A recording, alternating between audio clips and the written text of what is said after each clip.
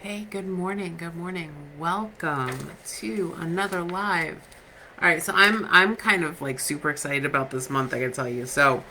Um so we decided to do this month is we decided to do a whole theme this month on spring cleaning. But not like we're not going to talk about how to get your floors clean and how to get the dust bunnies, out from under your bureau. We're not talking about that.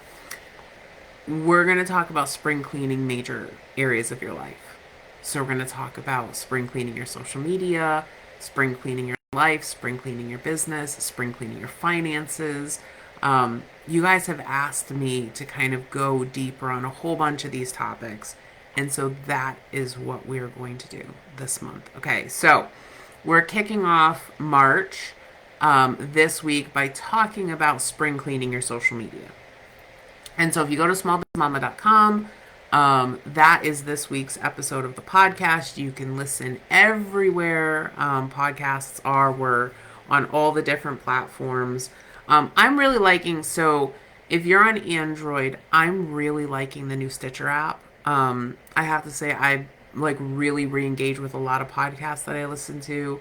If you go to Stitcher, you can search for Small Biz Mama. We pop right up. Or you can go to smallbizmama.com and there's a page that will show you all of the different places that we are so that you can get the episode. Okay, so today we're going to talk about setting your social media ground rules. Okay, and the reason that I think that this is important is because so many of you, whether you're in our bookkeeper training school course or you've just reached out to me, um, have said like I hate social. I hate the way it makes me feel. I hate the way people treat each other. Good morning, Key. Um, I don't like what people are posting. I don't feel good right after I get off. Like, is this you? Is this any of you? And I get it. And I get that's why we moved our community off of Facebook. So when you join Bookkeeper Training School now, we're actually not we don't have a Facebook group anymore. We started a community um, on another platform that we're paying for. It's completely free for our members, but it's something that it gets you off of Facebook. Okay. And I get it. I get the pull of Facebook. It is tough. I mean, Facebook is designed to keep you on the platform, to keep you scrolling. And what that's doing is that it's creating, hey, Kristen, good morning. It's creating these like constant dopamine hits in our brain, and it's not good for us. Um, and so it was funny because I was in a training yesterday and they were talking about it. They were talking. If you have not watched The Social Dilemma and you have Netflix, watch The Social Dilemma. It's going to completely change the way that you look at being on these platforms. And so now you're also going to say, okay, well, Kristen, you say that we need to be on social in order to build our businesses. And yes, you do. And that's why we're going to make rules. Okay. So it is really important for you to understand, like, listen to today's episode. Um, I go through kind of how to start setting your rules. But specifically today, I want to talk about um, two things that I think are really important. Who you're going to let into your social media sphere, and how much time are you going to spend, and how are you going to regulate that? Because I'll tell you, like, a lot of our members are saying, I'm not making the progress I want to make because I'm on social media all the time. It's like this reflective thing, right? And I think it's interesting because so I can't remember it was the Greg McEwen's podcast. He does a podcast called What's Essential. He's the author of Essentialism, which is one of my favorite books of all time. And he had a guest on last week who was talking about distraction, okay, and why we get distracted. And one of the reasons that we get distracted from the things that we want to do is because our system, our brain, our body is set up to divert us from things that are painful. And so if you've got a lot going on in your life right now, if you are, if you're trying to start up your business and you feel like every time you turn, like you are constantly distracted, your brain is trying to keep you from feeling pain. And so what does that mean? Well, that means it doesn't want you to be uncomfortable. How many of you are super uncomfortable putting yourself out there on social media or putting yourself out there in front of people? How many of you would rather have a root canal than pick up the phone and call somebody? Okay. I know for some of you, like the networking piece, the marketing piece is like the scariest piece for you in growing your business. And so your brain knows that. Your brain is going to distract you at every single turn because it knows that these are the things that you have to do to grow your business and is trying to keep you from experiencing pain. Okay? And so that's where a lot of the social media distraction comes in. So it's funny because I see it sometimes too. Like I'm like, okay, I'm going to go on Facebook and I'm going to go to my page and I'm going to hit the button and I'm going to go live. Right? And it's like the next thing I know, like 20 minutes later, like I'm scrolling through my feed and I'm like, how did that even happen? I don't know. Okay. And it's because distraction, right? Because even I'll tell you, after I don't even know how many lives I've done on Facebook at this point. Hundreds and hundreds and hundreds. Um, I still to this day, I'm like, okay. I still, every single time I go live, I get a little twinge, right? A little bit of fear, a little bit of anxiety, okay? Even after doing this. And then once I start doing them, I feel fine, okay? Like once I get on here and start talking to you guys, I feel fine. Hey, Kit, good morning. All right, so let's talk about some rules, okay? So first rule is, who are you going to let into your personal profile? Okay? Now, this is really important, especially if you start networking online.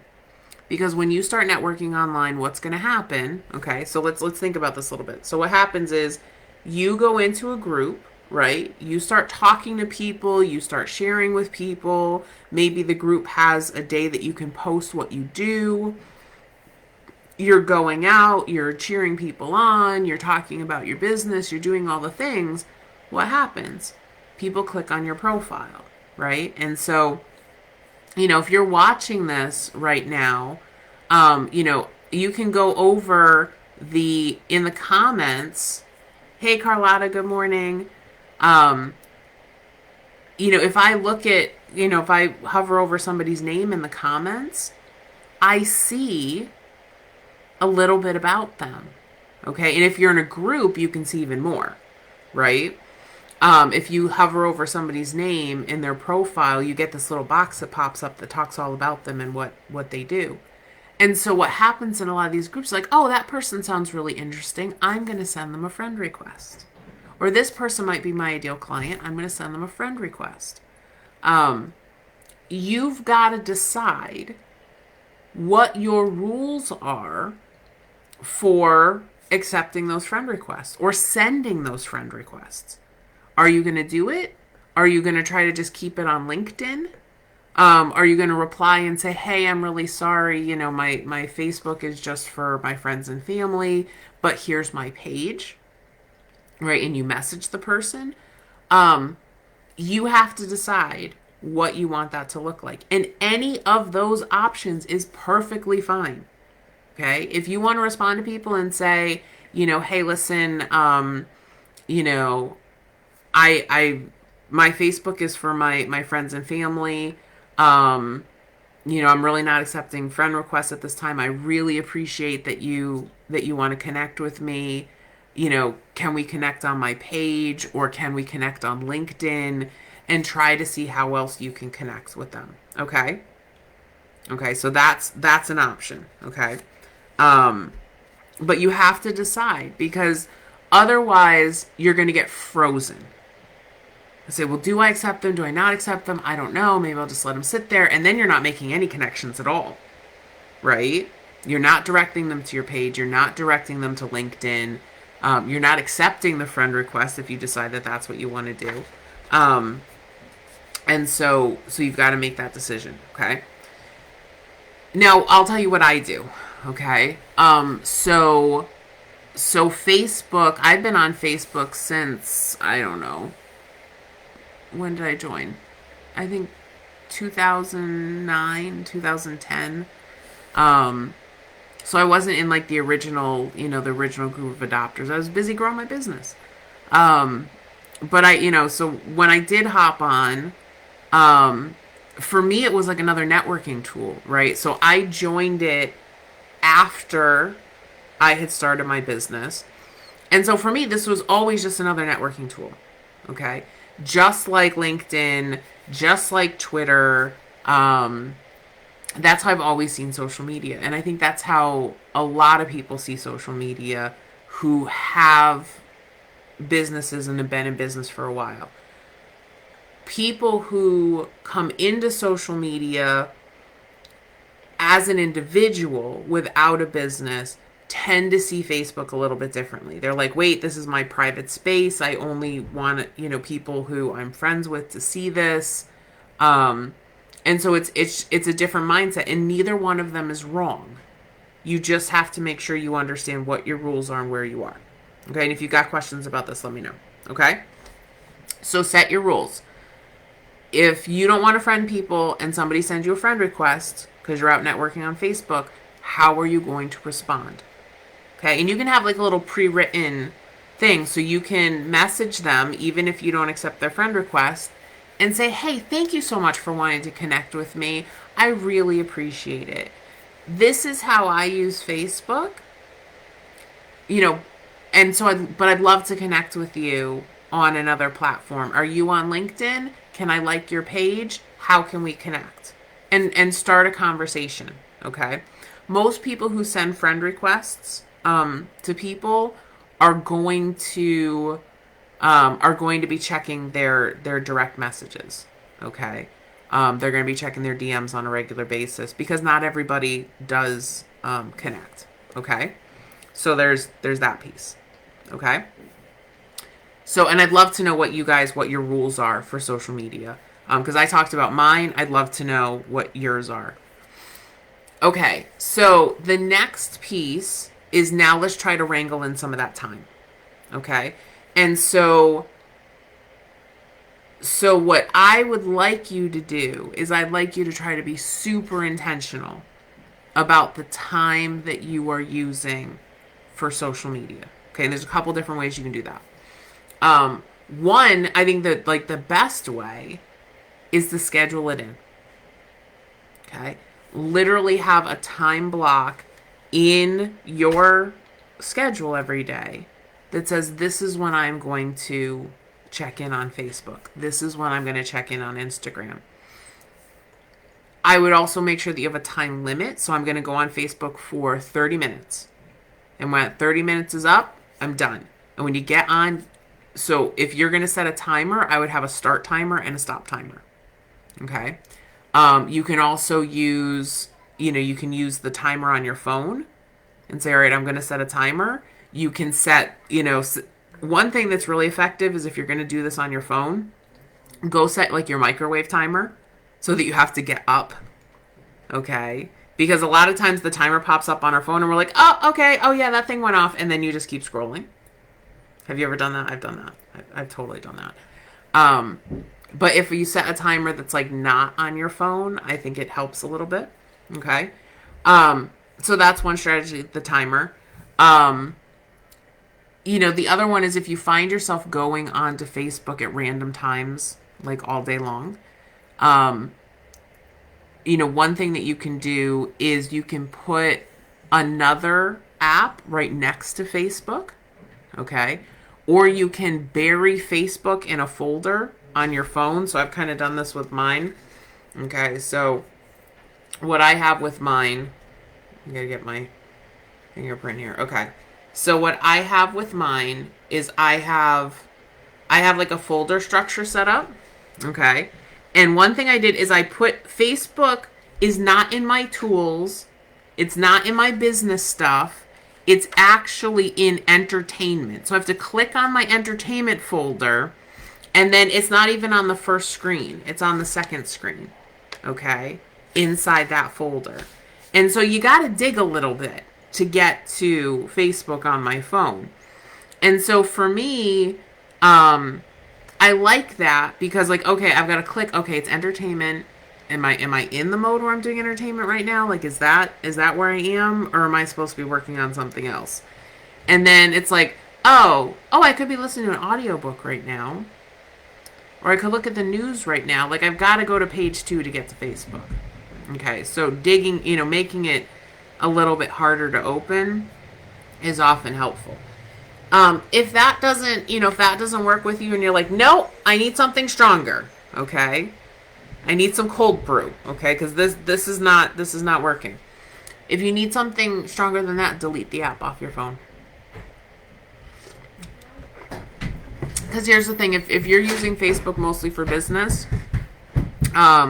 you can get to your pages through the business manager. Okay, there's actually an app, and I always forget what it's called, but there's an app called Creator Studio for posting to your Facebook page, and there's Business Suite, which is for responding to things, and you can actually publish from Business Suite as well.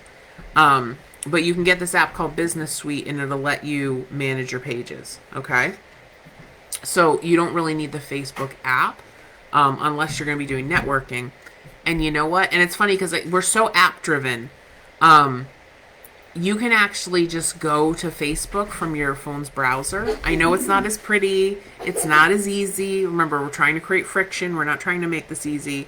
And you can just go that way. And it's funny, my son is actually underneath my desk. If you hear giggling. Is Eric giggling under my desk? Yeah. Yeah. Eric's giggling under my desk.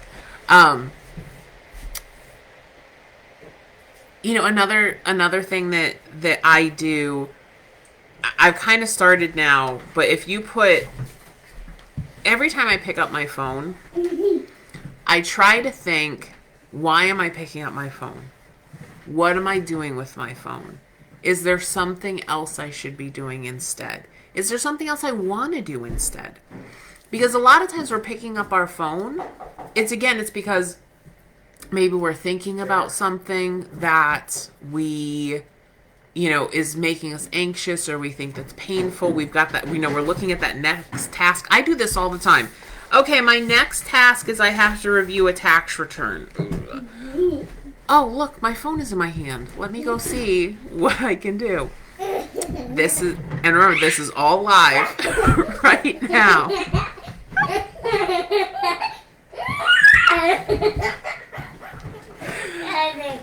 Small biz mama. There we go.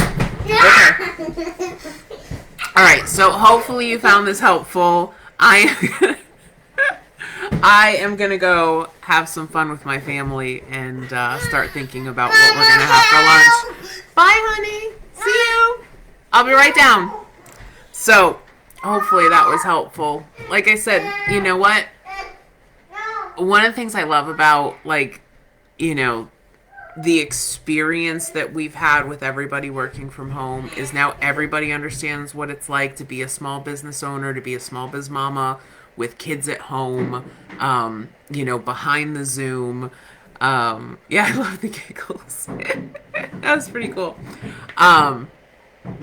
But so, what I want for you, right, is I want your business to be successful so you can enjoy the giggles under your desk, okay? So that you can enjoy being home with your kids. But if you don't put, these pieces in place, if you don't put limits on these things,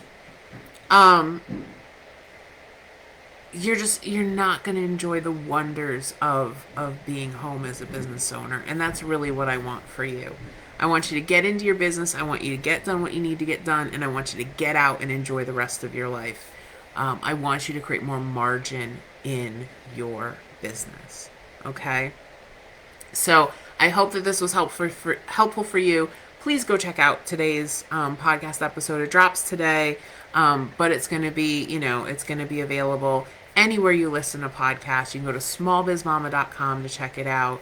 And I hope that you will start doing some spring cleaning on your social media today. All right, take care. You guys have an awesome day, and I'll talk to you soon. Bye.